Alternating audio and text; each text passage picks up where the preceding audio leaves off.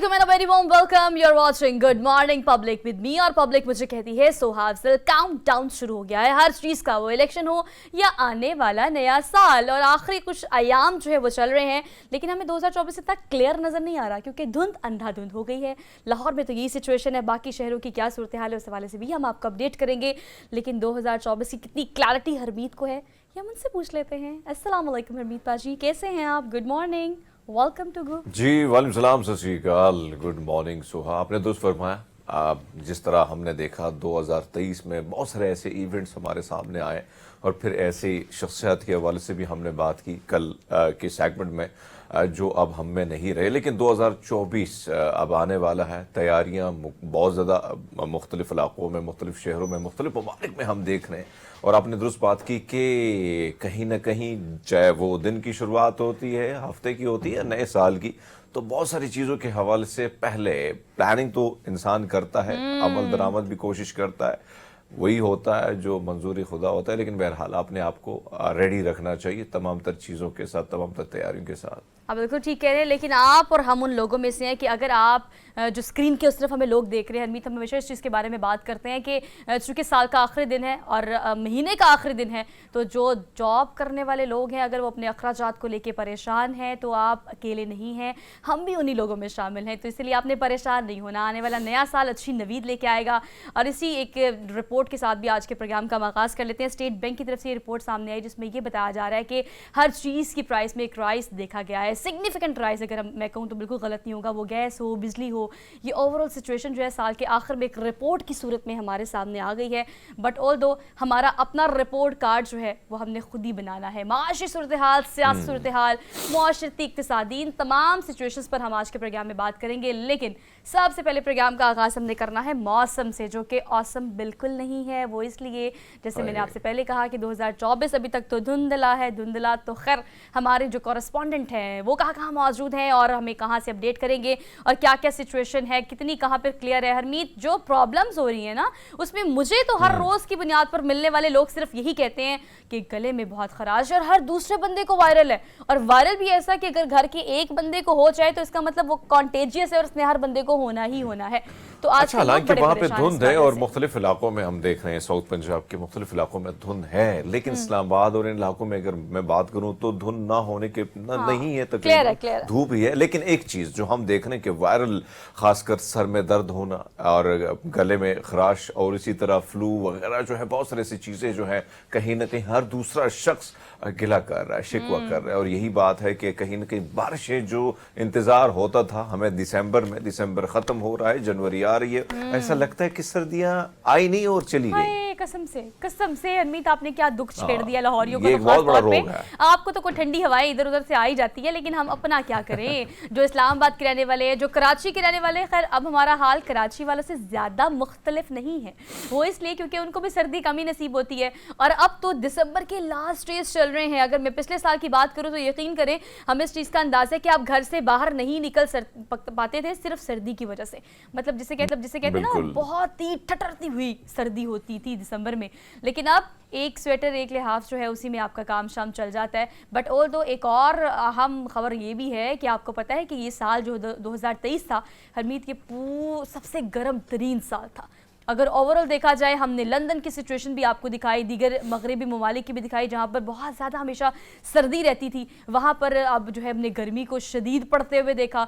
तो और दो सिचुएशन जो है वो क्लाइमेट चेंज की पाकिस्तान समेत पूरी दुनिया ही जो है वो इससे मुतासिर हो रही है। और हम तो कुछ ज़्यादा ही हो रहे हैं। और हमने चीन से थोड़ी बहुत हेल्प लेने की भी प्लानिंग शुरू कर दी है कि स्मोक का बेसिक रूट कॉज क्या है, हम वो जानने के लिए इन्वेस्टिगेशन वाले अब वो जो सिनेरियोज है उसमें जानना शुरू हो गए। बिल्कुल आपकी बात दुरुस्त है सुहा। बहुत सारी चीजें हमने देखी आस पड़ोस में और कई ममालिक में क्या अभी मुझे याद है कि जो जून जुलाई कड़ाके की गर्मी जो हमने देखी लाहौर पंजाब के मुख्तलिफ इलाकों में, खैबर पख्तूनख्वा में, सो हालात बदलते हमें नजर आते हैं।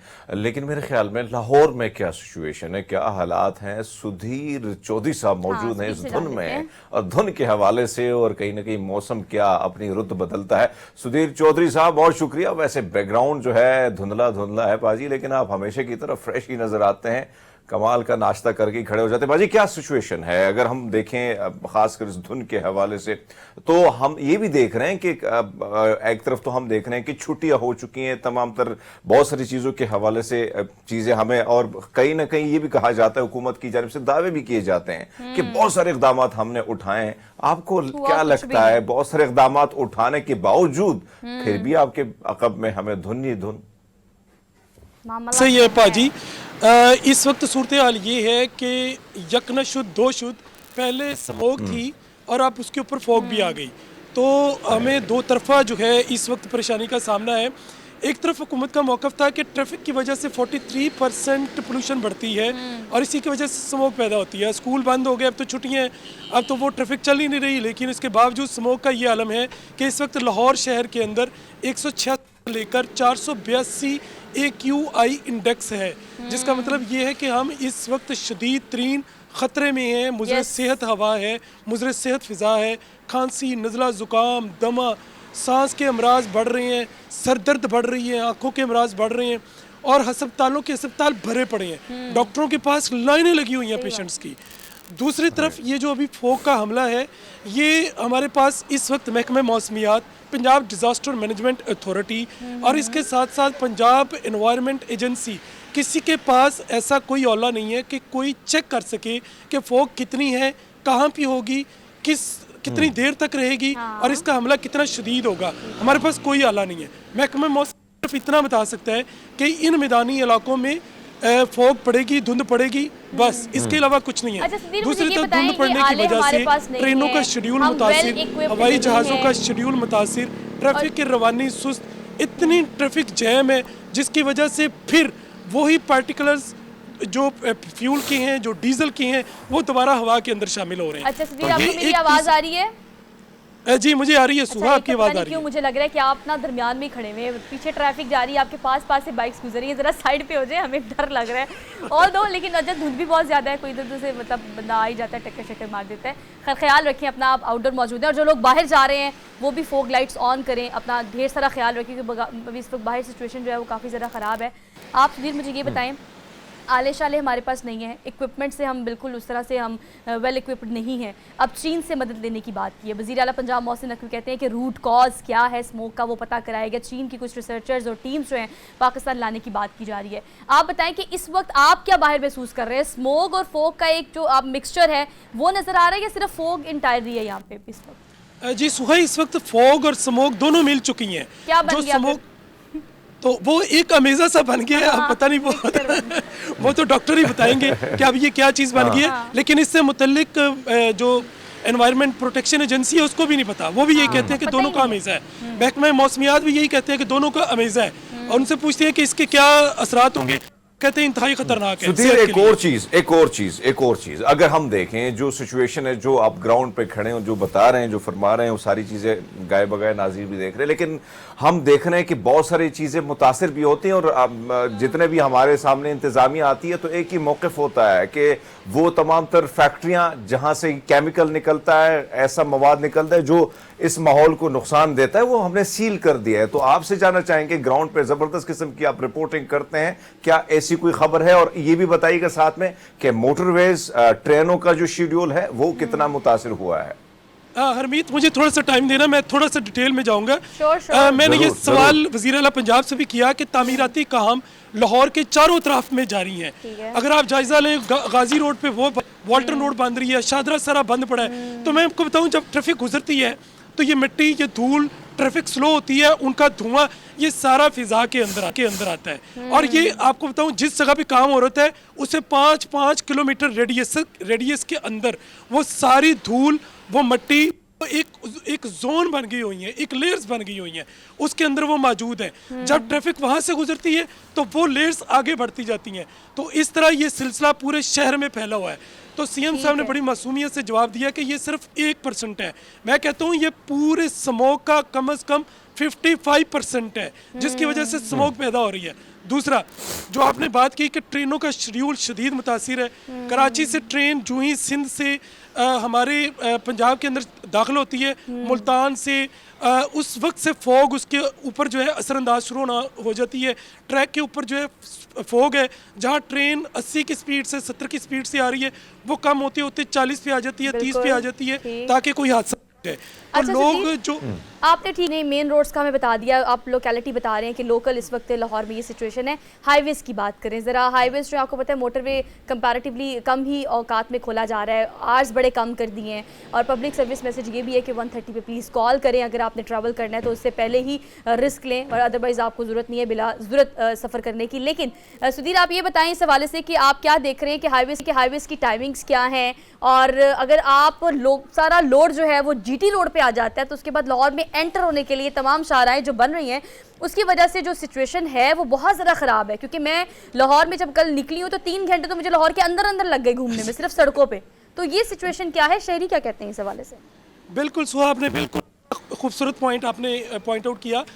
इस वक्त मोटरवेज बंद होने की वजह से सारा लोड जो है वो GT रोड पर है, तो GT रोड के ऊपर भी उसी तरह ही धुंध है, लेकिन वो कॉन्वॉय की सूरत में चल रहे हैं। आगे मोटरवेज की एक गाड़ी लग जाती है, पीछे 50, 60, 70 गाड़ियों का एक कॉन्वॉय चलता है, उसके पीछे फिर मोटरवेज की गाड़ी है, तो ये कॉन्वॉय की सूरत में जो है वो GT रोड से चल रहे हैं। दूसरा, लाहौर से लाहौर से इस्लामाबाद, लाहौर से सियालकोट जितनी मोटरवेज निकल रही हैं वो तमाम गुज़िश्ता रात 7 बजे से बंद है और स्टिल अभी तक बंद है। उसके बंद होने की वजह से दूसरी सारी सड़कों के ऊपर ट्रैफिक का एक लोड है, और उनका फिर वही मैं बात करूंगा, पेट्रोल डीजल जितना वो अमेजिश है, एक वो दोबारा वो लेयर इस स्मोक की सूरत में फिजा के अंदर वो जा रही है, और वो दोबारा हम इनहेल कर रहे हैं, और फिजा एक मरतबा फिर आलूदा हो रही है। तो इसके अंदर फिर एक मैं समझूंगा कि हुकूमत की तरफ से वो इकदाम नहीं किए गए कि वो इनको कंट्रोल करे, इनको देखे। या तो ये ट्रैफिक बंद हो जानी चाहिए, GT रोड भी बंद होना चाहिए, किसी सूरत ट्रैफिक नहीं चलनी चाहिए, ताकि इसकी एक शिद्दत कम हो। ये बताएं कि सुनने में ये भी आया है कि आपकी जो मास्क की अवेलेबिलिटी है N1 की अगर हम बात करें, तो आपको पता है कि पहले भी बहुत इशू हुआ था इसका कि जो चीज़ डिमांड में ज़्यादा होती है सप्लाई में फिर कम हो जाती है, तो कॉम्प्रोमाइज़ करना पड़ता है। तो मास्क की अवेलेबिलिटी भी इस वक्त मार्केट में डिस्टर्ब हो रही है, तो उस हवाले से आप क्या समझते हैं कि क्या मार्केट इस वक्त रिस्पॉन्ड कर रही है? जी बिल्कुल, मास्क का जो छोटा पैक होता था जिसको वो 3-4 रुपए का मिल जाता था, अब उस मास्क की थोड़ी सी डिमांड बढ़ गई है, वो 5-5.5 रुपए तक उसकी कीमत एक मास्क की चली गई है। लेकिन यही मास्क पहले 1-1.5 रुपए तक भी आ गया था। एक दौर था जब कोरोना में इस मास्क की कीमत 50 रुपए होती थी, फिर आहिस्ता आहिस्ता मुख्तलिफ लोगों ने मास्क बनाने शुरू कर दिए, फिर इतने ज़्यादा हो गया कि उसकी कीमत 1-1.5 रुपए तक आ गई। लेकिन अब दोबारा से जब से ये स्मोक का सीज़न शुरू हुआ है, दूसरी तरफ कोरोना का एक और वेरिएंट इस वक्त मार्केट में मौजूद है, जो कि अनअनाउंस्ड है, गवर्नमेंट उसको बाकायदा अनाउंस नहीं कर पा रही। लेकिन देखिए कि हर तीसरा चौथा शख्स खांसी, नज़ला, ज़ुकाम, छाती के जो अमराज हैं उसके अंदर मुब्तला है। हमने इस पे एक सेगमेंट किया था, स्टे विद अस, हमारे साथ रहे, माहिर माहौलियात को लेना है, नसीमुर रहमान साहब हमारे साथ हैं। अस्सलाम वालेकुम सर, गुड मॉर्निंग, कैसे हैं आप? वालेकुम अस्सलाम जी, गुड सर बहुत शुक्रिया आपके वक्त का। सर जी देखिए, आर्टिफिशियल रेन हमने करा ली, चीन से टीम हम बुला रहे हैं, क्लाइमेट चेंज, मुझे इस बात का अंदाज़ा है कि हमारा नहीं पूरी दुनिया का मसला है, सबसे गर्म तरीन साल 2023 को कहा गया, सारे मसले बजाएं। लेकिन सर हमारे पास कोई एक सोल्यूशन तो फॉर द टाइम बिंग होना चाहिए ना, इसको थोड़ी इंटेंसिटी कम करने के लिए। आवाम बेचारी परेशान हो गई है, बीमारियों पे बीमारियाँ, 40-40, 50-50 लोग एक दिन में अस्पताल जा रहे हैं। तो आप क्या समझते हैं कि हमने इसका कोई सद्देबाब कर सके अब तक हम? देखिए जी, बात यह है कि इसका एक सोल्यूशन तो नहीं है, बहुत सारी चीजें मिलकर ये सारा प्रॉब्लम बना है। और मैं आपको अर्ज करूं कि हमारी जो हुकूमत है वो हर तरह से, यानी जो इसके फैक्टर्स हैं उन पे अपने वसाइल से बढ़ के, अपनी वसाइल से बढ़ के उसको हल करने की कोशिश कर रही है। देखिए ना, फॉर एग्जांपल ये जो इशू है इंडस्ट्री का, आज अल्हम्दुलिल्लाह जो इंडस्ट्री की पहले सूरत हाल थी वो नहीं रही। इंडस्ट्री काफी हद तक इन्वायरमेंटली कंप्लायंट जो हमारे स्टैंडर्ड हो चुकी है, और मजीद हम कोशिश कर रहे हैं शुरू करने की। और लेकिन प्रॉब्लम यह है कि जैसे इन्होंने फरमाया, सुधीर साहब ने, हमारे बहुत ही, आपको पता है ये सीनियर रिपोर्टर हैं और बहुत अच्छी इनकी सारी मामलात को समझते हैं। ये जो जब धुंध आती है, फोग, तो ये है कि आज स्मोक नहीं है। स्मोक अगर आप स्पार्को की, नासा की मैंने भेजी थी जो फुटेजेस थी, 31 अक्टूबर से स्मोक पूरे रीजन में, जिसमें पाकिस्तान, इंडिया, बांग्लादेश तक एक ऊपर स्मोक का बादल सा बन गया था। वो इमेजेस भी मैंने भेजे थे ये आपके चैनल को। और 30 नवंबर को स्मोक डिस्पर्स हो चुकी है ऊपर से पूरे रीजन से, सिर्फ सेंट्रल पंजाब या लाहौर की बात नहीं है, ये ऊपर से टोटल जो जितना ये सब पार्को और नासा की ये जो इमेजेस थे वो मैंने भेजे थे। तो ये तो एक बात को अंडरस्टैंड करना चाहिए। लेकिन इन्वायरमेंटल पोल्यूशन है, कोई इसमें दूसरी राय नहीं है, लेकिन इस पर जो है ना ज्यादा फोक है। सर मुझे ये बताइएगा कि एक तरफ तो जाहिर बात है कि जो आप फरमा रहे हैं कि बहुत सारी चीजों के हवाले से हमने काम किया है, लेकिन बहुत सारी चीजें खासकर जब भी ये मामला आता है तो हम स्कूल बंद कर लेते हैं। कहा जाता है कि कहीं ना कहीं बच्चे जो हैं उन पर भी असरात ना हो, कहीं ना कहीं ट्रैफिक भी थोड़ी बहुत कम हो जाती है, लेकिन स्कूल तो बंद है, सारा कुछ जो हमें नजर आता है। क्या ऐसी चीजें मजीद आपको नजर आती कि अगर वो कम हो, जिस तरह सुधीर फरमा रहे हैं कि अब स्मोक के साथ फोग भी है, तो ये दोनों का टकराव, दोनों का संगम जो है, कहीं ना कहीं नुकसान तो ज्यादा से ज्यादा शरीक हो रहा है। देखिए, मैं एक चीज हम डिपार्टमेंटल लेवल पे भी हम टेकअप कर रहे हैं, लेकिन मैं आपकी इस चैनल के थ्रू भी गुजारिश करूंगा मोटरवे पुलिस से। अच्छा। कि जब ये फोग का टाइम आता है तो अमूमन मोटरवे तो ज़ाहिर बंद होती है, लेकिन मोटरवे बंद होने से जो एक प्रॉब्लम ये आता है, जैसे लाहौर का एक बाईपास है मोटरवे के आगे आके, शेरा कोट से बाईपास है जो कि ठोकर न्याज बेग पे आके मिलता है, तो वो है उसका मोटरवे का हिस्सा ही, बट वो बाईपास है। हमारी उनसे ये रिकमेंडेशन है या सजेशन है कि इस बाईपास को ठोकर से बंद ना किया करें, क्योंकि जो ट्रैफिक जाती है जहाँ से, जिसने मोटरवे पे ट्रैवल करना होता है, जिसमें ट्रक होते हैं, ट्रेलर होते हैं या और इस तरह की ट्रैफिक होती है, वो जब ठोकर से बंद करते हैं तो वो सारी मुल्तान रोड पे पार्क हो जाती है। और ये पूरा इलाका, ये वाला ये शेरा कोट का जो इलाका है, वहां से टोटल शहर के अंदर ट्रैफिक चौक हो जाती है। इस ट्रैफिक को जो आगे जानी होती है पेशावर, पिंडी या सियालकोट, नसीमुर साहब, अगर हम देखें जो आप फरमा रहे हैं, बहुत सारी चीजें जो है खासकर अवेयरनेस के हवाले से अगर हम बात करें, आप लोग तब एक्टिव हो जाते हैं जब ये मामला शुरू हो जाता है, सर्दी करीब हो जाती हैं, उससे पहले कोई इकदाम नहीं लिए जाते। मैंने पहले भी आपसे ये सवाल किया था कि कितने लोग इस वक्त मुख्तलिफ फैक्ट्रियों पर निगरानी कर रहे हैं, आपके इदारे के लोग क्या क्या उनके पास जो है डॉक्यूमेंट्स वगैरह जो है, उसकी सूरत में तो बहुत सारी चीजें आ जाती हैं, लेकिन प्रैक्टिकली चीजें नहीं होती। अब आपसे जानना चाहेंगे सर, क्या इसके अवेयरनेस के हवाले से, आम आदमी को अवेयर करने के लिए आप लोग का इदारा क्या कर रहा है? देखिए, हमारा इदारा भी और जो हमारे इंफॉर्मेशन डिपार्टमेंट जो और जो इदारे हैं हुकूमत पंजाब के, इस पे अवेयरनेस के हमेशा आपको पता है दो मराइल होते हैं। पहला मरला तो ये था ना कि जैसे धुआं सरतान का बायस बन सकता है, इतनी अवेयरनेस वो स्टेज गुजर चुकी है। अब हर किसी को पता है, चाहे गाँव में कोई बैठा है इधर, कि धुआं जो है ये सेहत के लिए मुज़र है या कैंसरस हो सकता है। अब अगले स्टेज की अवेयरनेस की हम भी कोशिश करते हैं, हमारे जो और डिपार्टमेंट्स हैं वो भी करते हैं कि लोगों को आगे बताया जाए कि कैसे इस मसले को हल किया जाए। जैसे फॉर एग्जांपल हमारी जो कैंपेन्स चलती हैं, मीडिया पे भी चलती हैं, अखबारात में भी चलती हैं, अदरवाइज सेमिनार उसमें भी, कि हम कहते हैं कूड़े को आग न लगाएं। हम कहते हैं जी कि आप अपनी जो गाड़ियाँ उसको ट्यून अप करके रखिए, आप इसी तरह ये स्टबल हैं इसको आग न लगाएं, इंडस्ट्री में मिशन कंट्रोल सिस्टम लगाएं, गाड़ियों, मतलब ये बहुत सारी चीजें हैं जो नसीमुर रहमान साहब, आपकी सारी बातें ठीक हैं, लेकिन ये सारे काम अगर मैक्सिमम हमने करने हैं तो वो तो हम ऑलरेडी कर रहे हैं, प्रिकॉशंस भी कर रहे हैं, रिपोर्ट भी कर रहे हैं, कैंपेन भी चला रहे हैं, तो वो तमाम तर इक़दाम जो कि आपके या कंसर्न डिपार्टमेंट की जानिब से उठाए जाने चाहिए, उस पर अभी भी एक क्वेश्चन मार्क है। थैंक यू सो मच, आपके रिव्यू का बहुत शुक्रिया। अब अल्टीमेटली हरमीत, हम इसको इसी तरीके से ही कंक्लूड कर सकते हैं कि भाई आपने अपनी जान की हिफाजत खुद करनी है।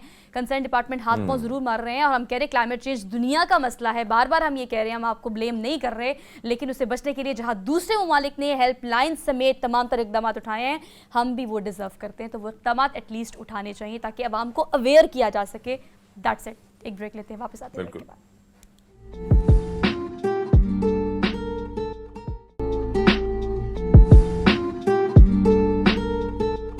Welcome back. हाँ, करे हरमीत, आप वेलकम बैक दोनों ने कर लिया। देखो, ये स्वागत है और दोनों को करना चाहिए। वैसे अगर बात की जाए सियासत के हवाले से सुहा, तो अगर इस वक्त जो हालात हैं, एक तरफ हम देख रहे हैं कि बहुत सारी जगह, खासकर बिलावल भुट्टो साहब ने कल शुरुआत कर ली है जल्द से जुलूस के हवाले से, और एक नया लामल भी तय हो चुका है, लेकिन दूसरी जानब जो हम तस्वीर देख रहे हैं, वो पकड़ धकड़ की जो सियासत है वो उसी तरह रवा दवा है और उसी तरह मामला चल रहा है। लेकिन बहरहाल इस सारी सूरत हाल पर बड़ी गहरी नजर रखते हैं मुजाहिद बरेलवी साहब, उनसे जानना लेते हैं कि ये जो सिचुएशन है, यानी लेवल प्लेइंग फील्ड का जो रोना है, तमाम तर जमातें कहीं ना कहीं रो रही हैं, बशमूल नून लीग भी कहीं ना कहीं रोना रो रही है। सो मुजाहिद बरेलवी साहब, बहुत शुक्रिया आपका आने का। और ये जो हालात हैं इस वक्त, हमने जो कल तस्वीर देखी शाह महमूद कुरैशी को, जिस तरीके से अदालतें रिलैक्सेशन देती हैं, अहकामात जारी होते हैं, और फिर जिस तरीके से उनको पकड़ा गया, सिर्फ पाकिस्तानी मीडिया नहीं बल्कि बैनुल-अक़वामी सतह पर वो तस्वीर बहुत ज्यादा जो है वो वायरल भी गई, और कहीं ना कहीं बहुत ज्यादा तनकीद बैनुल-अक़वामी मीडिया ने भी की। कैसे देखते हैं सर इस सारी सिचुएशन को आप? आपने वजह फरमाया, आपने खुद देखा कि एक, अब ये बहुत आसानी से लोग कहते हैं कि जी तहरीक इंसाफ के दौर में ये हुआ था तो उस वक्त ये नहीं बोले, और उस दौर में हुआ था तो इसलिए नहीं बोले।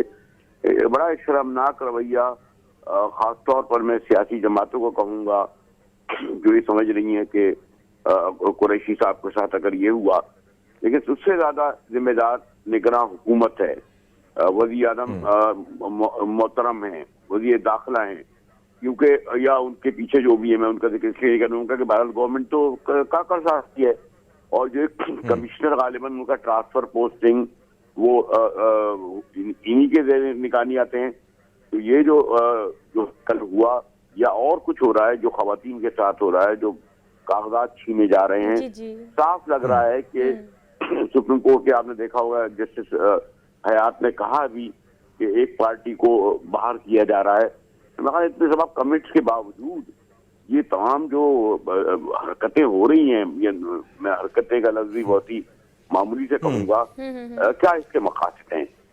यानी ये कि क्या ये इलेक्शन कराने भी जा रहे हैं, या कि चाहते हैं कि इश्तियाल अंगेज सूरत हाल पैदा करके कोई बड़ा वाक़या और सानिया हो जाए और इन्हें फरार होने का मौका मिले? जी अच्छा मुजाहिद साहब, इस चीज़ को भी एड्रेस कीजिएगा कि एक रिलीफ पेशावर की तरफ से, पेशावर हाई कोर्ट की तरफ से जब पीटीआई को मिला तो एक तासुर पैदा शुरू हो गया कि हाँ कंपैरेटिवली अब लेवल प्लेइंग फील्ड जो है वो पॉसिबल है कि मिल सके। कम से कम ये उम्मीद पीटीआई को तो मिली, लेकिन उसके बाद सिचुएशन बड़ी हमारे सामने क्लियर है। इस पर एक कॉमेंट आता है बिलावल भुट्टो जरदारी का। वो कहते हैं जनाब, एक जो सियासतदान है वो जेल से निकलने और दूसरा जेल से बचने के लिए फिलहाल हमें तगुदो करता हुआ दिखाई दे रहा है। आप इस स्टेटमेंट को कैसे देखते हैं? काफ़ी लंबे अरसे के बाद, उस इंटरव्यू के बाद तो कम से कम ये स्टेटमेंट आई और काफी पचकाना थी। देखिए, बिलावल साहब को तो अभी ठीक है कि इधर हालिया बरसों में काफी एक मैच्योर्ड उनके स्टेटमेंट आए हैं, एग्रेसिव, बहुत एंटी नवाज शरीफ बड़ा उन्होंने एग्रेसिव स्टैंड लिया है, लेकिन वो अभी तक यानी इससे नहीं निकले हैं कि ये जो पिछली वो जो 18 माह इस गवर्नमेंट का हिस्सा रहे, पूरी जो केयर टेकर का, और जिस तरीके से बिलावल साहब या उनके वालिद अभी भी यानी एक प्रेशर बिल्ड करते हैं कुछ लोग और कुछ लोग का, यानी वो तो हम तो कहते हैं ना कि सिंध में पील पार्टी घड़ी खुदा बख्श से हुकूमत कर रही है, भुट्टो खानदान के सबब ये आज ये सियासत दरजारी कर रहे हैं, लेकिन इनका अपना क्या है आप बताइए कि अब कब तक रदाई साहब कहते रहेंगे? वो भी हमें पता है कि 12 साल वो जेल में कहाँ रहे, उसमें 8 साल तो अस्पतालों में गुजारते थे वो, और बाकी भी वो जमाने की उनकी जो जेलें थी, क्या कहीं हमें तो नहीं मिलता ऐसी तस्वीरें?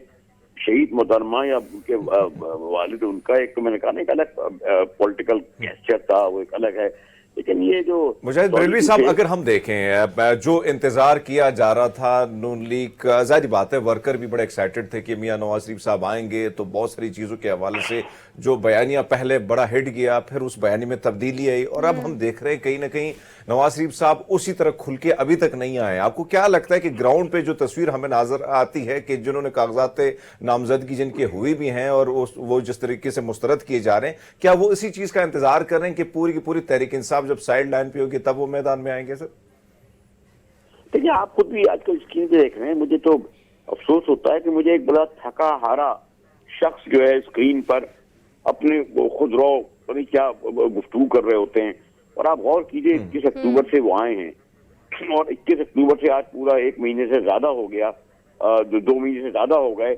एक वो थके हारा शख्स रोजाना के एक हुजूम में बैठ जाता है जो उनकी मदद सराई में मसरूफ होते हैं, और उनको अभी तक यही है मुझे क्यों निकाला, मेरे साथ क्या किया, और ये जो कहते हैं कि जनाब हमारे दौर में ये सब कुछ हो चुका था। 85 से आप ही का तो दौर है, 85 में आप वज़ीर आला बने, उसके बाद फिर आप हुकूमत में रहे, आपने क्या करा, फिर आप सऊदी अरब चले गए, फिर आपने 3 साल लंदन में गुजारे, 18 माह तो अभी आपकी शहबाज शरीफ साहब की गवर्नमेंट थी। बिल्कुल ठीक। ये काफी अरसा था, अगर ये इकोनॉमी को वापस ला सकते थे। अच्छा मुजाहिद तो साहब, इन्होंने सॉरी क्या फॉर करा? इंटरप्शन, लेकिन फिर देखिए इसमें वो ये भी कहते हैं कि देखिए मैं इंतकाम नहीं चाहता, लेकिन एटलीस्ट हिसाब तो होना चाहिए ना, मतलब कहीं ना कहीं बोल के। अच्छा सर, एक और चीज़, आपको स्लिपिंग मूड पे नून लीग दिखाई नहीं देती कि वेट एंड वॉच वाली पॉलिसी पे है कि बस प्रिटी श्योर है हर चीज़ के बारे में कि ये होगा ये होगा, जैसे लाडला प्लस हो गया, किंग पार्टी हो गई, जो चीज़ें आम अवाम और दीगर सियासी पार्टीज बोल रही हैं, तो हम उसमें सदाकत तो है ना, हम उस बारे में उस तरह से खुल के बात नहीं कर पाते, हमारे भी हाथ पाँव बंधे हुए हैं ऑब्वियसली। मतलब I am not talking about that much blunt, लेकिन आप क्या समझते हैं कि हमें नज़र आ रहा है कि वो क्यों इतने स्लो हैं, कैंपेन इतनी एक्टिव नहीं है, होमवर्क अगर सिंध की बात की जाए वहाँ इतना स्ट्रॉन्ग नहीं है, लेकिन उन्हें नज़र आ रहा है 2024 के इंतखाबात में क्या होने जा रहा है? देखिए, मैंने कहा ना कि इसके बावजूद के मियाँ साहब को फैसिलिटेट किया गया है, मुकदमा में रिलीफ मिल रहा है, ऑफिशियल प्रोटोकॉल उनको मिल रहा है, मुकदमा खत्म हो रहे हैं, सबको साफ नजर आ रहा है कि एक सरकारी घोड़े पे सवार होकर उनको इख्तियार की मसनत पे बिठाने की कोशिश की जा रही है।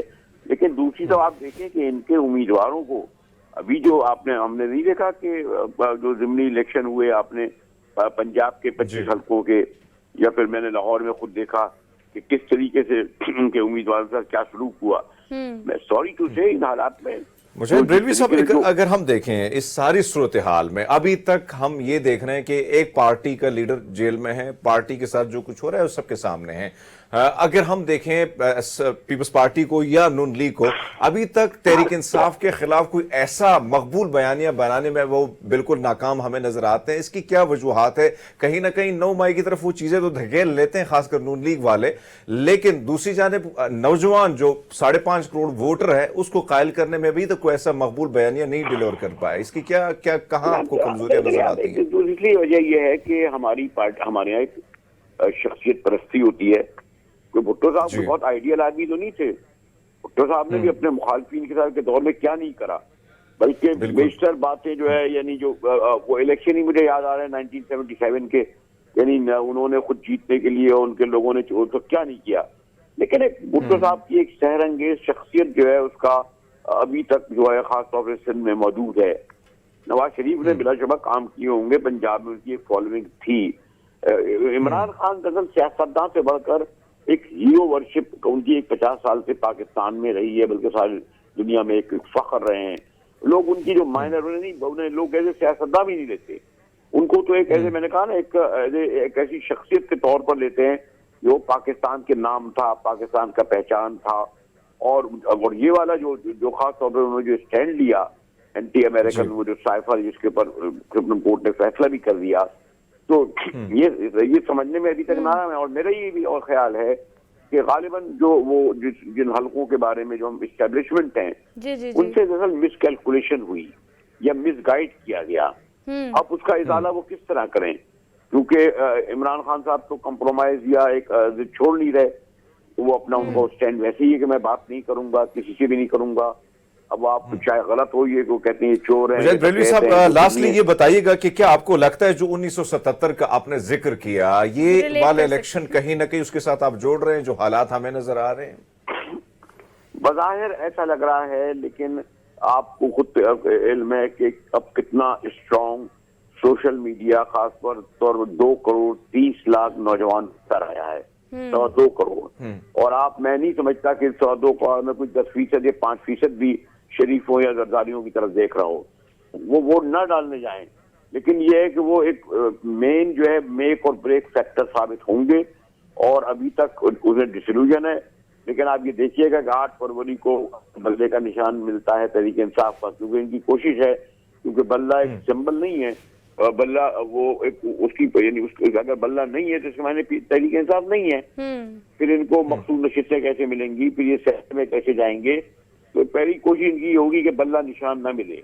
लेकिन उसके बावजूद आप ये देखिए कि 8 फरवरी को जब लोग निकलेंगे, खासतौर से यूथ, तो इनके तमाम जो है ना रेत की मिट्टी की तरह सब चीजें। मुजाहिद बिल्कुल साहब, लास्टली बस मुझे ये बता दें कि अब नजरें जो है ना वो पीटीआई के वर्कर समेत आम आवाम की सुप्रीम कोर्ट पे है। बैरिस्टर गोहर इस हवाले से ये कहते हैं कि 25 करोड़ आवाम को रिप्रेजेंट किया है सुप्रीम कोर्ट ने, और इलेक्शन कमीशन की जो बाइसनेस शो हो रही है उस पर आप क्या कमेंट करते हैं कि अब जो भी फैसला आएगा या अदल की उम्मीद हम सुप्रीम कोर्ट से कर सकते हैं? भी हाँ, मेरे ख्याल में, क्योंकि तहरीक इंसाफ बैंड नहीं थी, इमरान खान 2134 सबसे ज्यादा कागजात नामजदगी तहरीक इंसाफ पर के नाम पर डाले गए हैं, सबसे ज्यादा केपी में डाले गए हैं। इससे आप अंदाजा लगाएं ना कि निशान भी नहीं है, जेलों में भी हैं, पर्चे भी छीने जा रहे हैं, उसके बावजूद सबसे ज्यादा कागजात तहरीक इंसाफ के उम्मीदवारों ने डाले हैं। ठीक है सर, आप ठीक कह रहे हैं, सबसे ज्यादा कागजात नामजदगी जो है पीटीआई की तरफ से जमा कराए गए हैं। थैंक यू सो मच मुजाहिद बरेली साहब। 18 से ज़ायद जो है वो इंतखाबात के लिए कागजात नामजदगी अब तक जमा कराए जा चुके हैं। तो देखना ये है कि मजीद भी ऐसे बहुत सारे नाम जो कि आगे प्रोग्राम में भी आपके सामने रखेंगे, जो कि अब इंतखाबात में कदम रखने जा रहे हैं, वो कौन है, इसका क्लाइमेक्स आपको अगले आर में देंगे। वापस आते हैं ब्रेक के बाद।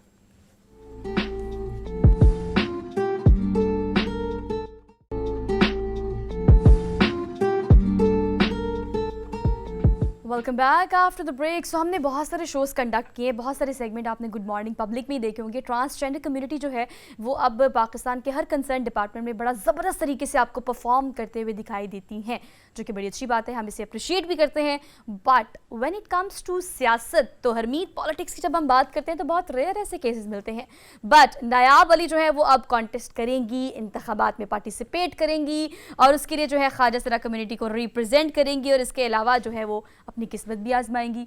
तो हम इस हवाले से हरमीत समझते इस बात को है कि ये बहुत अच्छा इनिशिएटिव हो सकता है पूरी कम्युनिटी को रिप्रेजेंट करने के लिए। और इस वक्त वो हमारे साथ इस्लामाबाद स्टूडियो में मौजूद है with Harmeet Singh. So Harmeet, over to you. आपने तो फरमाया, नायाब को हमने देखा है हमेशा हमारे शो में भी आती रही हैं और ख्वाजा के मसाइल के हवाले से और दीगर जितने भी प्लेटफॉर्म हैं उन पर भी हमें एक्टिव नजर आती है। मुख्तलिफ प्लेटफॉर्म पर इंटरनेशनल सतह पर पाकिस्तान को रिप्रेजेंट किए, बड़े बड़े अवार्ड्स उनको मिले। लेकिन पहली बार वो इस्लामाबाद से एनए का इलेक्शन लड़ रही हैं। तो नायाब, बहुत शुक्रिया आपका। और ये इलेक्शन का ख्याल कैसे आया, कभी मैंने भी लड़ना है। देखें, जो एम्पावरमेंट है, एम्पावरमेंट आपकी सिर्फ फाइनेंशियल एम्पावरमेंट नहीं होती, आपको सियासी धारे के अंदर शामिल होना, that is something very important. तो इस वजह से वी रियलाइज के कम्युनिटी की जो पिछले दिनों एक कंट्रोवर्सी बनी हुई थी और उसके ऊपर बहुत मर्द और खवातीन आपस में दस्तों गिरबां हो रहे थे, तो वी थॉट के बजाय ये आपस में लड़ते फिरे, हम जाके अपना केस प्रेजेंट करें और हमारा कोई नुमाइंदा जरूर वहाँ पे होना चाहिए। अभी तक कोई जल्द से जुलूस या किस तरह आवाम की जानिब से क्या रद्द-ए-अमल है, कम्युनिटी के जो लोग हैं, क्योंकि जाहिर बात है आप पूरे इस्लामाबाद बल्कि पूरे पाकिस्तान में कम्युनिटी को रिप्रेजेंट करती हैं और माशाल्लाह आपके अपने फॉलोअर बहुत ज़्यादा हैं, तो ऐसे में क्या अभी इस मुहिम का शुरुआत हो चुकी है और फिर आपने यहाँ पे लिखा है और राज करेगी खल्क़ खुदा और जब नायाब होंगी पार्लियामेंट में बैठी होगी, तो क्या अब क्या सूरत हाल है, सारी आवाम का क्या रिस्पॉन्स है नायाब? देखें, आई एम वेरी होपफुल कि मैं पार्लियामेंट में होंगी और मैं आपको एक कैंपेन तो हमारी बड़ी जोरों शोर से जारी है।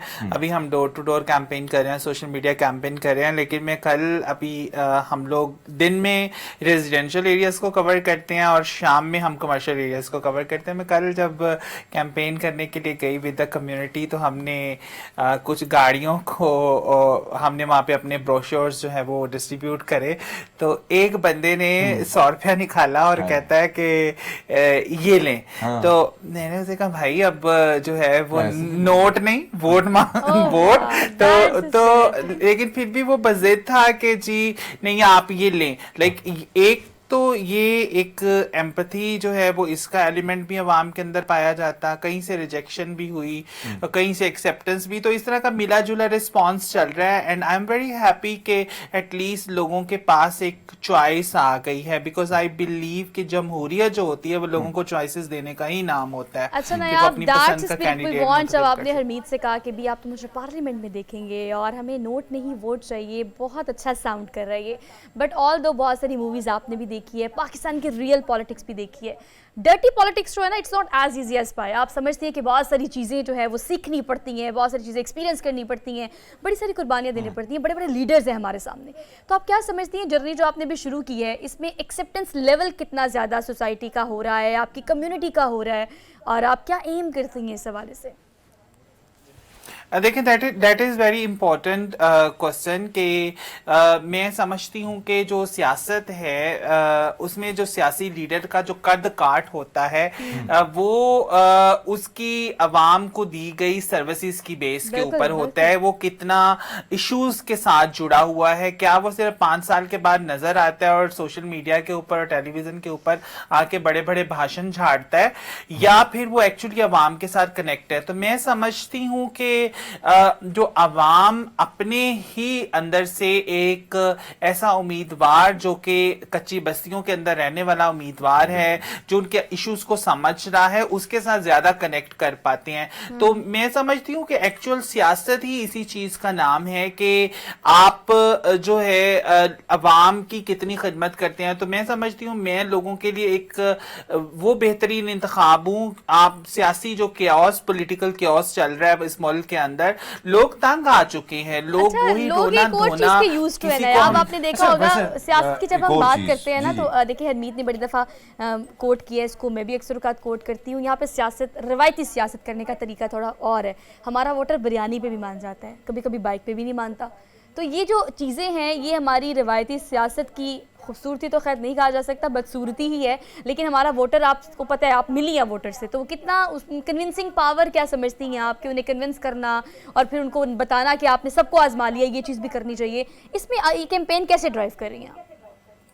देखिए, सबसे पहले आपने ये बड़ा अच्छा, वोटर की साइकी जो है वो we need to understand voter की साइकी क्या है। लेकिन जो मैंने हल्के चूज किए हैं 90 जो एनए का 46 है, 47 इस्लामाबाद का, इसके अंदर 88% लिटरेसी रेट है लोगों में। लोग समझते हैं, लोग बाशऊर हैं और उनको कन्विंस करना मेरे लिए बहुत आसान जो है वो हो रहा है। और मैं उनके सामने इश्यूज को अपने मंशूर की सूरत में रख रही हूं और I can count on finger tips. जब मैं उनको बताती हूँ कि इस्लामाबाद के अंदर 500% प्रॉपर्टी टैक्स लग चुका है, जो कि दूसरे शहरों से एक बहुत ज्यादा है। इस्लामाबाद के अंदर कच्ची बस्तियां मौजूद हैं जो कि बेसिक वसाइल से महरूम है।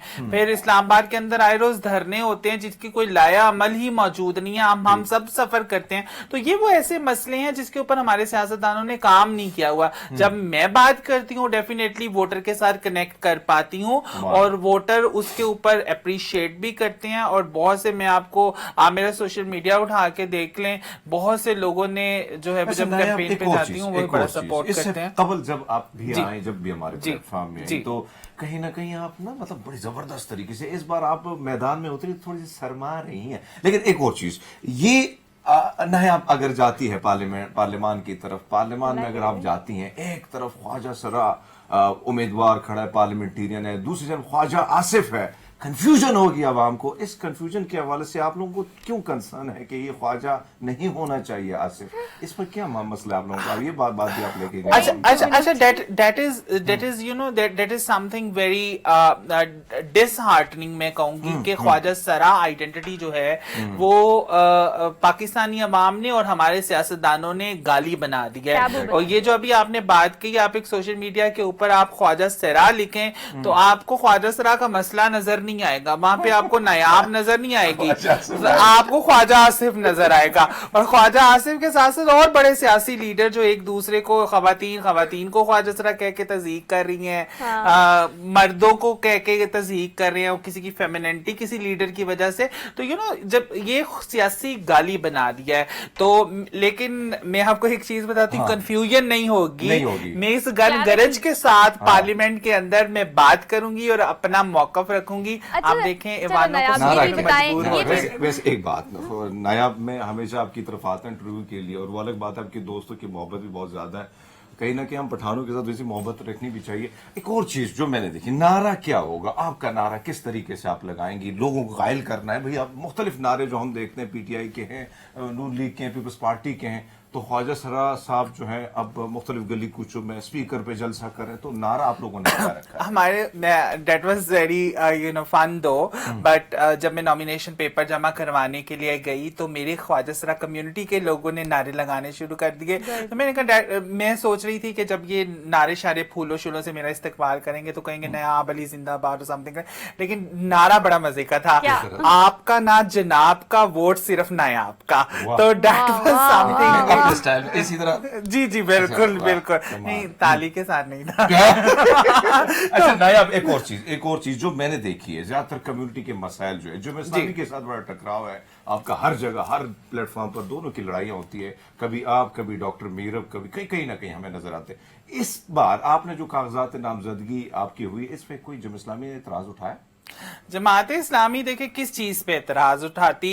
जमात इस्लामी ने जेंडर जो एक्स है उसके ऊपर वो एतराज उठाते हैं, उसी के ऊपर उन्होंने रिजर्व सीट पे ख्वाजा सरा सिंध के अंदर उन्होंने उनको रिजर्व सीटें दी। तो देखें जमात इस्लामी, मैं समझती हूँ कि उनकी जो सियासत है वो जरा थोड़ी सी दोगली सियासत है, तो मैं और हमारी सियासी जमातों की भी इसी तरीके से है, तो मैं ये समझती हूँ कि लोगों के पास इस बार अच्छा इलेक्शन के अंदर बेहतरीन मुझे ये बता दें, आप लास्टली मुझे ये बता दें कि देखिए ख्वाजा सरा चाहे एक टैबू है, चाहे एक स्टिग्मा है, लोग इसे यूटिलाइज करते हैं, आप इसको, लेकिन वो एक ऐसी आइडेंटिटी है जिसे आप ऑन करेंगी तो मुआशरा ऑन कर सकेगा।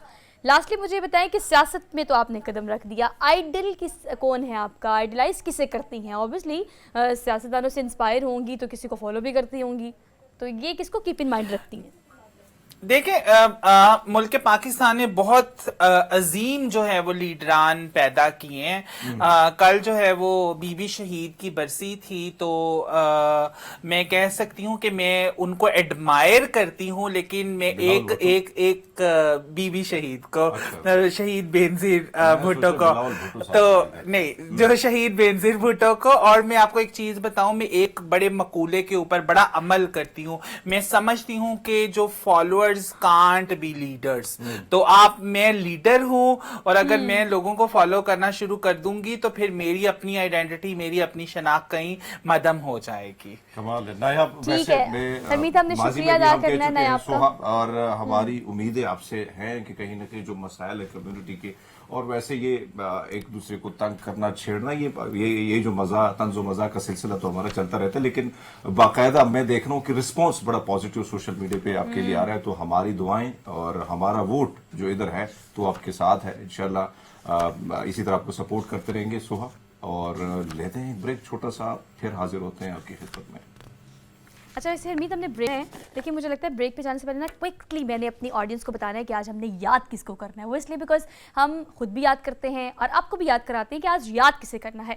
अगर हम बात करें प्लेबैक सिंगिंग की, और देखिए अगर हम सुबह सुबह मौसीकी की जब बात करते हैं, कहा जाता है कि मौसीकी रूह की ग़िज़ा है, और जब गज़ल की बात की जाती है तो हरमीत बाजी वैसे उनका ये एक तरीका है, ख़ुद बहुत खूबसूरत म्यूज़िक सुनते हैं, कलेक्शन उनके पास बहुत अच्छी है। तो आज हमने बात करनी है इकबाल बानो की, एक ऐसा नाम कि अगर हम गज़ल की बात करें तो उनका नाम लिए बगैर हम कोई तस्करा आगे बढ़ा ही नहीं सकते।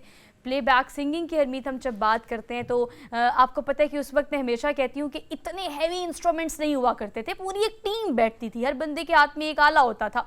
उस वक्त प्लेबैक सिंगिंग करना एक आर्ट नहीं, एक ट्रिकीनेस हुआ करती थी। लेकिन क्या खूबसूरती से जिस ज़माने में आगाज़ किया प्लेबैक सिंगिंग का, तो ना सिर्फ पाकिस्तान में नाम बनाया बल्कि पूरी दुनिया में डंका बचा। और जब आप पाकिस्तान को रिप्रेजेंट करते हो, पैदाइश जो है वो इनकी भारत की है, लेकिन जब पाकिस्तान में उन्होंने इस काम का आगाज़ किया तो वो रेडियो हो, वो टीवी हो, वो गज़ल हो, वो फिल्म हो, हर जगह जो है उनकी आवाज़ का जादू सर चढ़ कर बोला। तो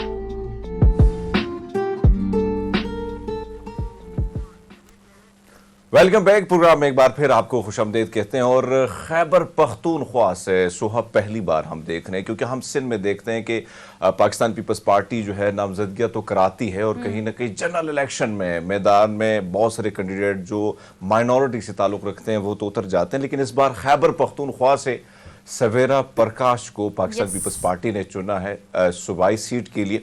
तो मेरे ख्याल में सवेरा प्रकाश हमारे साथ है, उससे भी बात कर लेते हैं।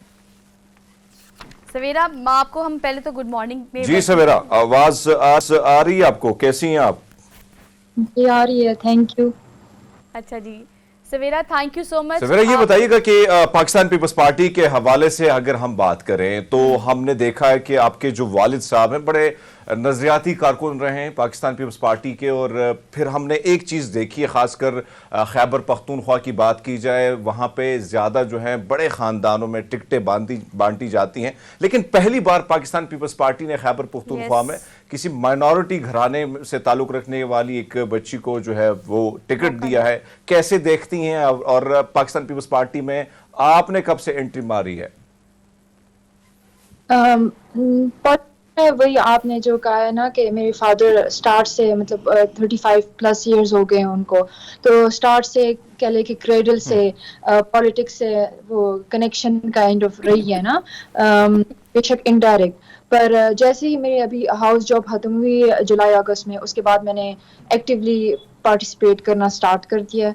यहाँ पे पाकिस्तान पीपल्स पार्टी की वुमेन विंग प्रेसिडेंट केपीके की मैम रुबीना खालिद भी आई थी, उनसे भी मेरी अगस्त में, तो मीटिंग में उन्होंने साथ बिठाया हुआ था, और फिर मतलब मीटिंग के बाद मेरे फादर को मतलब उन्होंने ये बड़ा पॉजिटिव कमेंट दिया कि मतलब इसमें मतलब मेरे में मैम को गट्स नजर आ गई थी कि आगे परस्यू कर सकती हूँ पॉलिटिकल कैरियर, तो इस चीज ने मोटिवेट कर लिया था। तो उसके बाद फिर तो डॉक्टर सवेरा प्रकाश, अगर हम देखें, जाहिर बात है वहां पे खानदानी वोट ज्यादा है, और फिर अगर हम देखें तो ये मुकाबला भी काफी टफ है। आम आदमी वहां का, बुनेर के इलाके का आम आदमी कितना सपोर्टिव है, और खासकर पीपल्स पार्टी के जो वहां पे लोकल सतह पे लोग हैं, लीडर्स हैं, उनका क्या रिस्पॉन्स आया जब से आपकी नॉमिनेशन हुई है? सिर्फ एक ही आर्टिकल मेरे बारे में डॉन में पब्लिश हुआ था, और उस आर्टिकल ने आज जो ये हाइप बनी हुई ना, उस एक आर्टिकल ने बनाया है, और वो आर्टिकल बुनेर के लोगों ने, बुनेर के ने इतना प्रमोट किया, इतना ज्यादा सपोर्ट किया था कि मतलब उससे ये हाइप बन गई है। ये आज का क्रेडिट जो है ना, ये सारी उनको, तो लाइक इतनी ज्यादा सपोर्ट है जो चले पाकिस्तान पीपल्स पार्टी से एक्सपेक्टेड था कि सपोर्ट करेंगे, पर उसके अलावा और भी पार्टीज, पाकिस्तान तहरीक इंसाफ, PMLN, जमात इस्लामी, अवामी वर्कर्स पार्टी, अवामी नेशनल पार्टी, मतलब सारे इतना ज्यादा सपोर्ट कर रहे हैं। अच्छा doctor Savera, we are here to support you ना, क्योंकि आप देखिए हम बात करते हैं माइनॉरिटीज़ की, और हम जिस मुल्क में रहते हैं वो पाकिस्तान नज़रिए की बुनियाद पर बना हुआ मुल्क है। माइनॉरिटीज़ को हमेशा हमने इनकरेज किया है। आप देखिए कि आप ऑन स्क्रीन आपको अपने राइट साइड पे हरमीत नज़र आ रहे हैं, जिस तरह से वो पाकिस्तानी मीडिया को, पाकिस्तान को रिप्रेजेंट कर रहे हैं, ना सिर्फ पाकिस्तान में बल्कि पूरी दुनिया में। आपको भी ये चांस मिला है। आप क्या समझती हैं कि हमारे सामने एग्जाम्पल है भारत की, वहाँ माइनॉरिटीज़ का क्या हाल हो रहा है, मुसलमानों का क्या हाल हो रहा है, दुनिया को आप सियासत में कदम रख के क्या पैगाम देना चाहती हैं? पाकिस्तान के लिए आपका विजन क्या है, मंशूर क्या है? अब्बा को फॉलो करती हैं या दीगर सियासतदानों को भी आपने कीप इन माइंड रखा हुआ है? नहीं, बेसिकली वो पाकिस्तान पीपल्स पार्टी की जो आइडियोलॉजी है ना, तो कह ले कि उसको फॉलो कर रही हूँ, क्योंकि वो बचपन से इनकॉर्पोरेट हुई हुई है, तो वो मतलब मेरी आइडियोलॉजी वही बनी हुई है, तो मैं बेसिकली उसको फॉलो कर रही हूँ। और रिस्पॉन्ड बताएं, क्योंकि आपने डॉक्टर सवेरा, अगर हम बात करें, यकीनन आपका नाम भी बड़ा खूबसूरत है आपकी तरह, और सवेरा तो एक नया सवेरा जो एंट्री हुई है खैबर पख्तूनख्वा में और फिर आपकी सूरत में हुई है। हम आपसे जानना चाहते हैं, एक तरफ तो अभी आपने अपने डॉक्टर की तालीम जो है वो पूरी की, और अचानक फिर सियासत में आना, ये वाला तजुर्बा आपको कैसे लगा कि कहीं ना कहीं हॉस्पिटल से निकल कर अवामी हलकों में जाना और फिर वहाँ से लोगों का सामना करना, अपने पार्टी का मंशूर आगे बढ़ाना, ये तजुर्बा कैसा है आपका? ये डिफरेंट, ऑब्वियसली बहुत ज़्यादा डिफरेंट है मेडिकल से, क्योंकि मेडिकल भी एक ही जगह में जो जहाँ पे मतलब कंफर्ट जोन में होते हो, तो पता होता है, प्रिडिक्टेबल होता है माहौल, तो पर मतलब वो मेंटली मैंने ये 6-7 महीनों से मतलब माइंड प्रिपेयर किया हुआ था इस चीज़ के लिए। इतना कल है मैंने स्पीच दी है, वो बहुत मुझे मुश्किल लगी है, मतलब फर्स्ट मेरी लाइफ की स्पीच थी, तो पर एफर्ट मैं अपनी तरफ से कर रही हूँ, और मतलब मुझे लोग जितना सपोर्ट कर रहे हैं, तो उस चीज़ मतलब ने मतलब मुझे ऑलरेडी कॉन्फिडेंस ज़्यादा दे दिया, और ज़्यादा कॉन्फिडेंस। अच्छा सवेरा, हमें ना ये नज़र आ रहा है कुछ चीज़ें ना इनहेरिटेंट होती हैं आपके अंदर, कि आपको ना जेनेटिकली ट्रांसफ़र हुई होती हैं, आप में अब्बा से ट्रांसफ़र हुई, आपने बड़े अच्छे तरीके से इसको कैरी किया। लेकिन ना हरमीत एक अच्छे सियासतदान की तरह एक गुफ्तगू करने का अंदाज़ जो होता है, आपको आवाम से इंटरेक्ट करने का जो अंदाज होता है, आपकी जो इंटरेक्टिव पावर होती है, कन्विंसिंग पावर होती है, सवेरा ने बड़े अच्छे तरीके से उसको कैरी किया हुआ है। बट ऑल दो फिर भी सवेरा रियलिटी कुछ और होती है, और आप जो सोचते हो जमहूरियत के बारे में, जो आप कह रहे हो कि मैं साथ लेके चलती हूँ पाकिस्तान पीपल्स पार्टी की सोच को, ऑन ग्राउंड प्रैक्टिकल रियलिटी थोड़ी और है। आपको पता है ना कि अवाम के मसले कितने हैं, परेशानियां कितनी हैं, क्योंकि इससे पहले आम लेमैन जो है वो आपको पता है कि आप बाहर जाती है तो वो कितने परेशान है। तो आप क्या समझती हैं कि किस तरह से आप किस विजन के साथ, जो कि पाकिस्तान पीपल्स पार्टी के विजन में ऐड हो जाएगा, कि अवाम के मसाइल को हल कर सकें इलेक्शंस के बाद? मतलब मुझे बेसिकली कि ये जो पिछले कुछ मंथ्स थे ना, तो मैं करंट अफेयर, पाकिस्तान के करंट अफेयर्स के साथ भी इन टच रही हूँ। तो अंदर जो चल रहा है या इंटरनेशनली पाकिस्तान की क्या है, उसके साथ भी मतलब मुझे कनेक्शन है, पता है मुझे कि क्या हो रहा है। तो मेरे ख्याल से मतलब जैसे एज वीक सेक्शन, मतलब एक वीक सेगमेंट कम्युनिटी का, एज माइनॉरिटी और एज फीमेल, तो वो भी मुझे मतलब वीक सेगमेंट से लेके ऊपर मतलब डिस्ट्रिक्ट लेवल पे क्या हो रहा है, फिर प्रोविंशियल, फिर कंट्री, मतलब मुझे हर लेवल का वो आइडिया।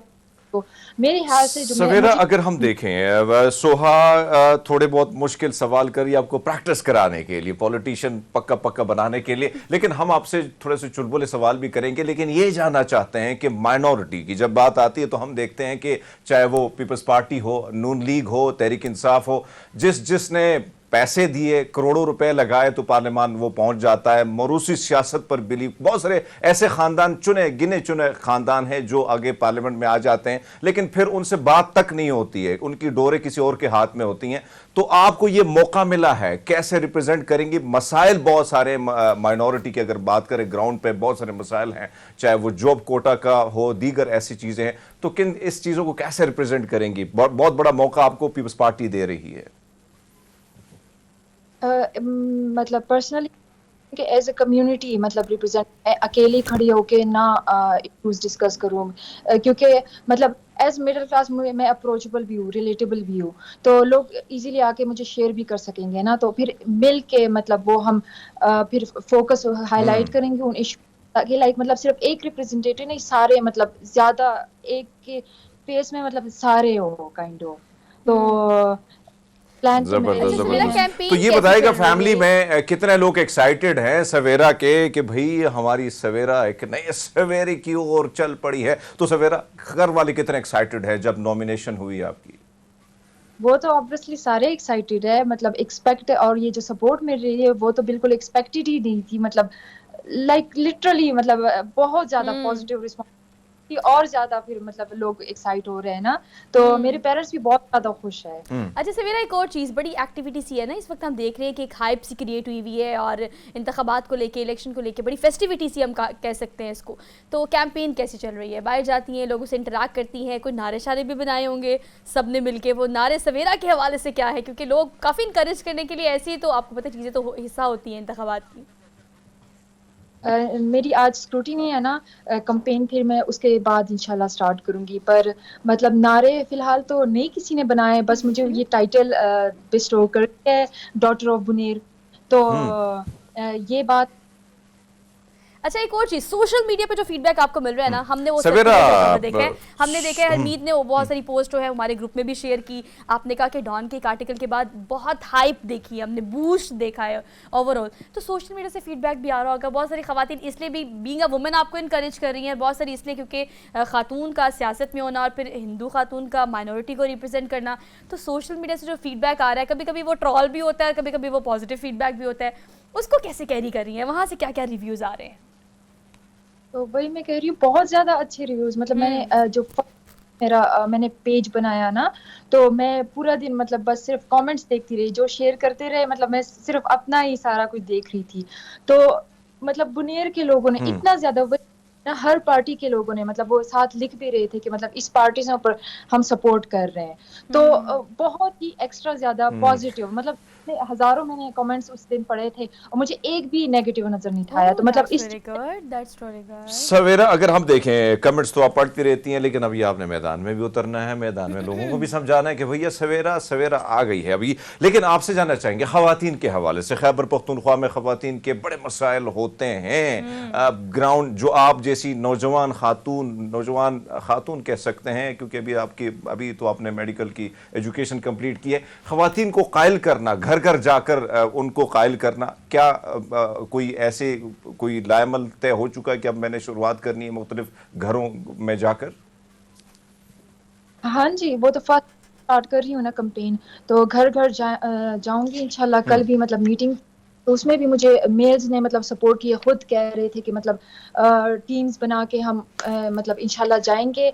और उसमें भी कोई मसला नहीं है, मेल्स खुद मतलब इस चीज़ को चाहते हैं कि मतलब मैं लाइक जाऊं और बात करूं उनके घर में। तो वो उनको अब पता चल रहा है। वो बेशक अगर जो लोग मतलब इक्वालिटी नहीं भी चाहते, जेंडर इक्वालिटी, पर वो अब मजबूरन अब फेमिनिज्म वाला फेमिनिज्म अब आने वाला है, क्योंकि जो फाइनेंशियल मतलब जो फाइनेंशियल इंस्टेबिलिटी चल रही है, इकोनॉमिक इंस्टेबिलिटी कंट्री में चल रही है, तो उसका सोल्यूशन यही है कि फीमेल भी अब बैलेंस में के साथ वो भी फील्ड में आ जाए। That's really good. Doctor Savera Prakash, thank you so much. हमारी पूरी टीम की तरफ से आपको बेस्ट ऑफ लक। आपको इंकरेज करने के लिए पाकिस्तानी आवाम जो है वो सोशल मीडिया से भी आपको फीडबैक दे रही है और मेन स्ट्रीम मीडिया से भी हम दे रहे हैं, क्योंकि एक अच्छी चॉइस हो सकती है आम आवाम के लिए। और भाई हमारी आवाम जो है, I think they are done with every kind of, क्योंकि हमने हर किसी को आजमा के देख लिया है। अब एक नया ऑप्शन, एक अच्छा ऑप्शन अगर आपके पास है, आपके सामने है, तो जस्ट गिव अ ट्राई, क्योंकि हो सकता है कि आप जो जिम्मेदारी इनको सौंपे वो अच्छे तरीके से बाखूबी उसको अदा कर सकें। तो आपने चांस और रिस्क तो है वो ज़रूर लेना है और वो वोट दे के लेना है। Thank you so much Savera. One break लेते हैं, वापस आते हैं ब्रेक के बाद।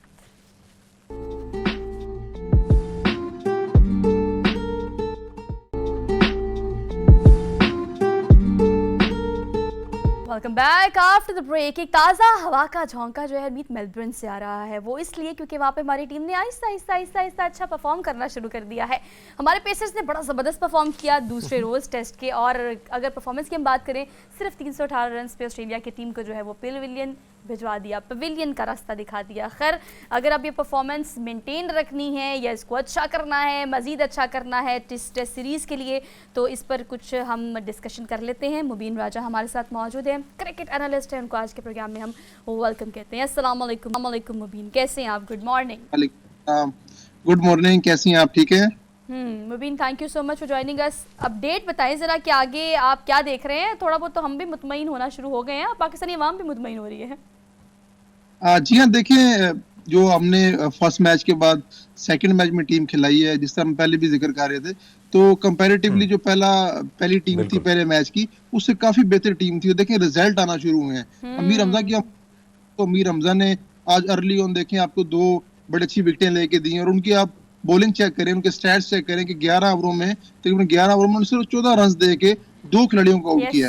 तो मेरे ख्याल से इस तरह की बॉलिंग, एग्रेसिव किस्म की bowling, aggressive batting, aggressive mindset हमें चाहिए होगा ऑस्ट्रेलिया में हराने के लिए।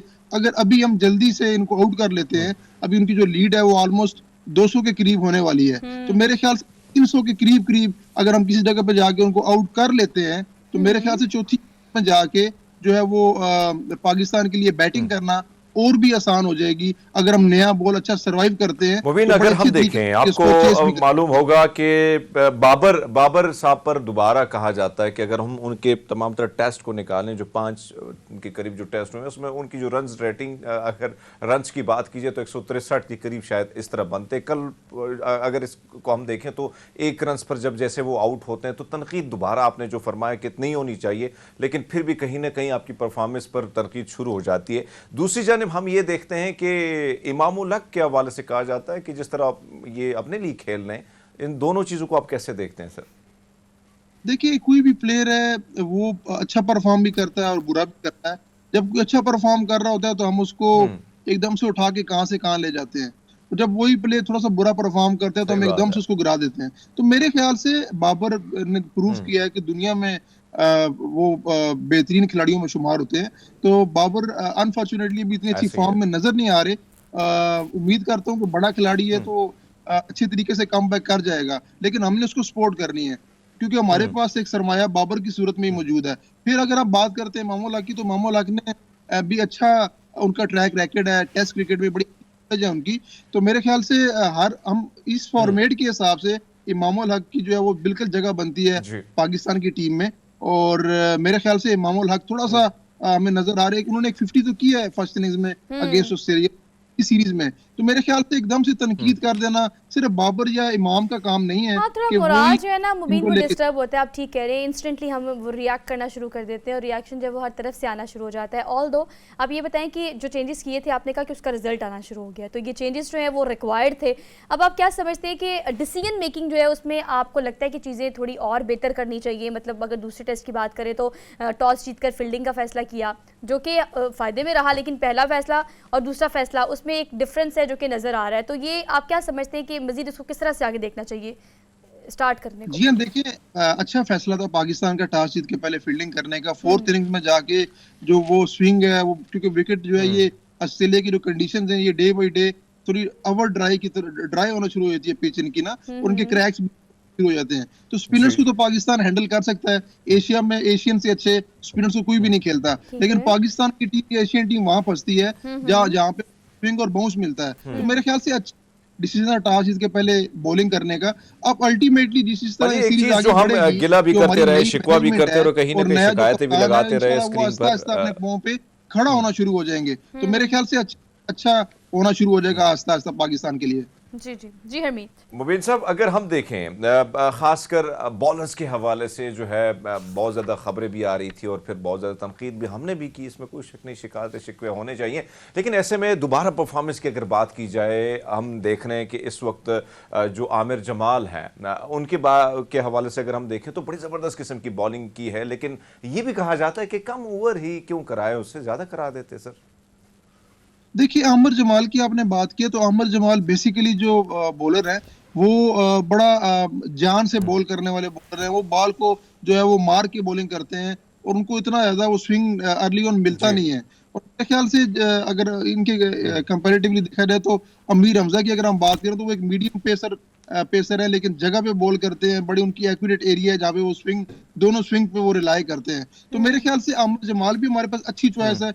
एक ऑलराउंडर के तौर पे उन्होंने देखें 32 रन भी आपको बना के दिए, वो आउट भी नहीं हुए, तो अच्छी एक ऑप्शन है हमारे पास। बैटिंग में भी बॉलिंग में भी अच्छी कमी पूरी कर रहे हैं एक ऑलराउंडर के तौर पर, लेकिन उनको जितना यूटिलाइज किया जा रहा है मेरे ख्याल से इनफ है। क्योंकि देखिए आगे हमने एकदम से एक ही नए अभी वो खेलने आए हैं, खुरम शहजाद की तरह हमने उनको इंजर्ड नहीं करना, तो उनकी अपनी कैपेसिटी के हिसाब से हमने उनसे बॉलिंग करवानी है। अच्छा मुबीन, वेदर कंडीशन भी एग्जिस्ट करती है। मुबीन, अगर हम देखें राजा रिजवान साहब जो हैं उसको लाया गया और ज़बरदस्त किस्म की उन्होंने बैटिंग की, फिर हमने सरफराज को रेस्ट पे देखा, लेकिन ऐसे में अगर आगा की बात की जाए तो उस हवाले से भी कहा जाता है कि उनको भी थोड़ा ज़्यादा खिलाना चाहिए, उनकी बड़ी अच्छी परफॉर्मेंस है बॉलिंग के हवाले से। शाहीन शाह ज़बरदस्त किस्म से दोबारा हमें नजर आए उसी फॉर्म में, क्या लग रहा है कैसी फॉर्म को दोबारा बरकरार रख पाएंगे सर? शाहीन मेरे ख्याल से थोड़े से ट्रैक से जो हमें उतरे हुए नजर आ रहे हैं पिछले 1-2 महीने से। वर्ल्ड कप से ऑनवर्ड देखे जाए, अगर एशिया कप में भी देखें, उसके बाद से एशिया कप के बाद से शाहीन उस तरह, क्योंकि देखिए शाहीन ने काफी क्रिकेट खेल ली है और मेरे ख्याल से जिस तरह की आज भी वो बॉलिंग कर रहे हैं, 10 ओवरों में उन्होंने 40 रन देकर 2 खिलाड़ियों को उन्होंने आउट किया है। और साथ ही अमीर हमजा जो बिल्कुल डेब्यू मैच खेल रहे हैं, ऑलमोस्ट तो दूसरा तीसरा मैच खेल रहे हैं, तो वो उन्होंने 11 ओवर में 15 रन देकर 2 खिलाड़ियों को आउट किया है। तो टेस्ट मैच की जो बॉलिंग है थोड़ी सी डिफरेंट बॉलिंग है और व्हाइट बॉल की जो क्रिकेट है थोड़ी सी डिफरेंट क्रिकेट है। तो हमें अपने ऐसे खिलाड़ियों को लेके आना है, हमें अपने ऐसा बॉलिंग यूनिट बनाना है जो टेस्ट मैचेस के लिए डिफरेंट हो, जो वनडे मैचेस के लिए, T20 के लिए डिफरेंट हो। तो मेरे ख्याल से शाहीन की परफॉर्मेंस भी खुशाइंद है, लेकिन फिर भी उतना अच्छा परफॉर्म करते हुए नजर नहीं आ रहा जितना उनको as a senior bowler lead करना चाहिए फ्रंट से। हमें इस सीरीज है। अच्छा मुबीन, एक और बताएं बात कि वेदर कंडीशन जो है वो भी एग्जिस्ट करती है। आपको पता है पहले रोज़ ये हुआ था कि सिर्फ 66 ओवर्स का मैच हुआ था और फिर उसके बाद उसको उस तरह से, आप क्या समझते हैं कि क्या कंडीशंस जो है वो हो सकती हैं, क्या चेंजेस हो सकते हैं बिकॉज ऑफ रेन और जो भी वेदर कंडीशन आगे फॉलो होती है? देखिए 5 दिन का मैच है और मेरे ख्याल से अब तो जो एक सेशन जो हमारा डिस्टर्ब भी हुआ था, उसके बावजूद भी ये सारा मैच ऑलमोस्ट अभी तक आ रहा है, अभी भी आपके पास 2 दिन है। तो मेरे ख्याल से इस मैच का जो नतीजा है वो तो आएगा। हमने सिर्फ फोकस करना है ऑस्ट्रेलिया को जल्दी आउट करने पे, अच्छी बॉलिंग करने पे। जितना हम उनको कम रनों पे आउट करेंगे इतना ही हमारे लिए हेल्पफुल होगा, हम इतना अच्छा चेस कर सकते हैं। अच्छा, मार्जिन जो है वो बहुत ज़्यादा नहीं रहा। अगर पहले हम मैच की बात करें तो मार्जिन काफ़ी ज़्यादा था, ग्रेजुअली हमने उसको कवर किया है। अब आप क्या समझते हैं जो मार्जिन थोड़ा रह गया है, इसमें किस तरह की जो है वो स्ट्रैटेजी लॉन्च करनी चाहिए आपको, मतलब जो कॉम्बिनेशन है वो कैसे आना चाहिए ग्राउंड पे? देखिए, ऑल दो हमने 264 रन किए हैं, लेकिन हमने फिर भी ऑस्ट्रेलिया ने लीड ली है, हमने अभी लीड भी ली लिए। इसमें भी जो है ऑस्ट्रेलिया ने लीड ली है। तो मेरे ख्याल से फर्स्ट इनिंग में पाकिस्तान ने बैटिंग में इतना अच्छा नहीं किया जितना अच्छा वो कर सकता था, और इतना अच्छा पाकिस्तान को स्टैंड मिल चुका था, तो वहां भी अटैक कर गए हैं। अब उस चीज को हमने कवर करना है, हमने जल्दी उनको आउट करके वो 50-60 कवर करके देने हैं अपनी टीम को, और फिर हमने जाके चेस पे जाना है। आपने रिजवान की बात की हरमीत भाई ने, तो मेरे ख्याल से हरमीत साहब, रिजवान वो बड़े एग्रेसिव बैटर हैं, जिस तरह हमने पहले भी जिक्र किया था अपने प्रोग्राम में कि जो Rizwan as compared to Sarfaraz Ahmed, वो बड़ी एग्रेसिव माइंडसेट है उनका, बड़ी एग्रेसिव अप्रोच है। तो ऑस्ट्रेलिया जैसी में हमें रिजवान जल्दी रन करके दे सकते हैं, क्योंकि वहां पे बाउंस है, और वो जो बाउंस वाला जो बैकफुट का जो बॉल है वो रिजवान काफी अच्छा खेलते हैं एज कम्पेयर टू सरफराज। ठीक है Mubeen, thank you so much हमें अपडेट करने के लिए। और बात बिल्कुल ठीक है, थोड़ा एग्रेशन चाहिए था जो कि हमें ऑन ग्राउंड नजर आना शुरू हो गया है। सो होपफुली कि ये 5 दिन का जो मैच है वो जल्द ही अंजाम पे पहुंच जाएगा और विक्ट्री लेकर आप वापस आएंगे। ब्रेक लेते हैं हम भी, keep watching, good morning public.